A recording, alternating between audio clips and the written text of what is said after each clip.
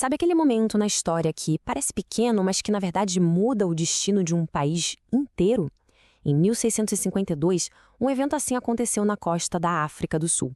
A chegada dos navios holandeses não foi só um marco no calendário, foi o ponto de partida para séculos de divisão e conflito. Vamos mergulhar nessa história e entender como esse momento específico forjou a África do Sul, tão complexa que a gente conhece hoje. Imagina só a cena. Ali, na beira do mar, o encontro desses dois mundos planta uma semente. Mas não uma semente qualquer, a semente de uma nação que já nasceria fraturada. Essas rachaduras que a gente vê, elas não são só um desenho, elas simbolizam as divisões que começaram exatamente ali e que, de muitas maneiras, ainda marcam a sociedade do país. Mas para a gente entender de verdade a profundidade dessas fraturas, a gente precisa voltar para o começo de tudo. A pergunta que vai guiar a nossa conversa é simples. Onde exatamente essa história toda começou? A resposta vai levar a gente numa verdadeira viagem no tempo. E olha, os ecos desse passado, eles são muito, mas muito altos até hoje.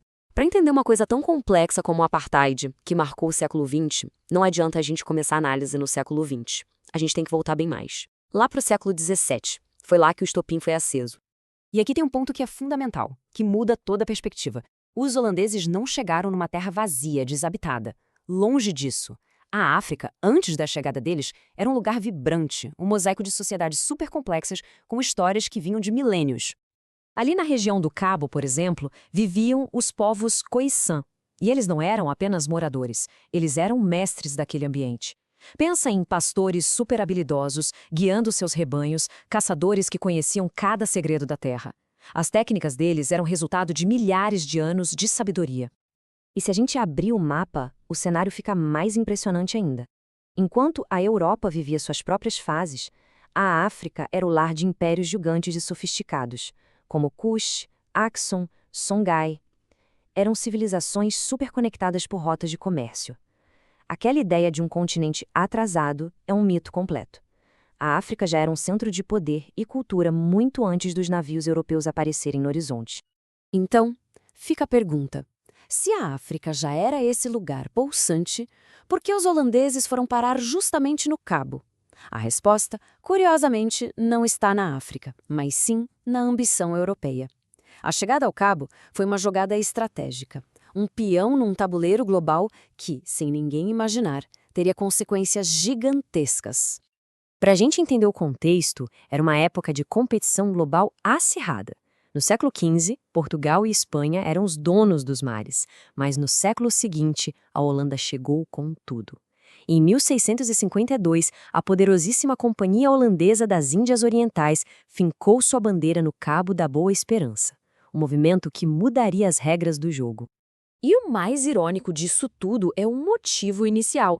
Ninguém estava planejando fundar um país. A ideia era bem mais simples, criar uma espécie de posto de gasolina de luxo. Um ponto para abastecer os navios que iam para as Índias Orientais buscar especiarias. Era para ser um ponto de apoio e não o berço de uma nação. Só que o que começou como uma simples base logística, rapidinho se transformou numa colisão. Uma colisão inevitável de duas visões de mundo completamente diferentes. E o impacto desse choque seria imediato, profundo e definiria tudo o que viria depois. Bem no coração desse conflito estava uma ideia: a terra. Para os Khoisan, a terra era como o ar que a gente respira, um bem de todo mundo, essencial para a sobrevivência da comunidade. Já para os holandeses, a terra era um negócio, uma propriedade privada que precisava ter dono, cerca e ser explorada. Eram duas ideias que simplesmente não podiam coexistir em paz. E as consequências disso foram imediatas e brutais. Conflitos por terra, água e gado explodiram. Os povos locais foram sistematicamente expulsos de suas terras. Para sustentar a colônia, os holandeses trouxeram a agricultura intensiva, que precisava de muita mão de obra. E essa demanda foi resolvida da pior forma possível, com a chegada de pessoas escravizadas de outras partes da África e da Ásia. E foi assim, em cima desse conflito, que um legado extremamente complexo começou a ser construído. Uma sociedade totalmente nova estava sendo forjada, e sua estrutura, desde o primeiríssimo dia, seria definida pela hierarquia e pela desigualdade. O processo seguiu um roteiro bem claro. Primeiro, o que era um acampamento temporário virou um assentamento permanente.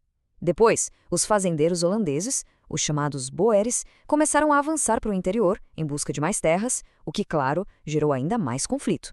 E, por fim, para organizar tudo isso, uma hierarquia social super rígida foi imposta para deixar claro quem mandava. E a nova pirâmide social era essa, bem clara e inflexível. Lá no topo, os colonos brancos, com todo o poder e toda a terra. No meio, as populações nativas, como os Khoisan, marginalizadas. E na base, sustentando toda essa estrutura, as pessoas escravizadas. Isso não era só um arranjo social, era o projeto da futura África do Sul. E no meio desse caldeirão de culturas, nasceu algo totalmente novo, a língua Afrikaner. É uma mistura do holandês com toques de alemão, francês e até de línguas africanas. Mas era muito mais que um jeito de falar. Virou o pilar de uma nova identidade, a identidade Afrikaner, criada para unir os descendentes dos colonos. E é aqui que a gente conecta todos os pontos. Aquele ponto central da nossa conversa. Essa pirâmide social desenhada lá no século XVII, ela não sumiu. Pelo contrário, ela se fortaleceu e criou a base, a fundação perfeita para o regime do apartheid no século XX. A raiz da segregação legalizada não estava no século XX, estava aqui, nesse passado colonial. No fim das contas, a chegada dos holandeses não foi um ponto final na história daquela região. Foi, na verdade, o início de uma nova e conturbada jornada. Um começo doloroso, complexo, cujas decisões definiram a trajetória de uma nação inteira. E a pergunta que fica ecoando através dos séculos é: como um legado construído em cima de tanta divisão pode um dia ser realmente superado?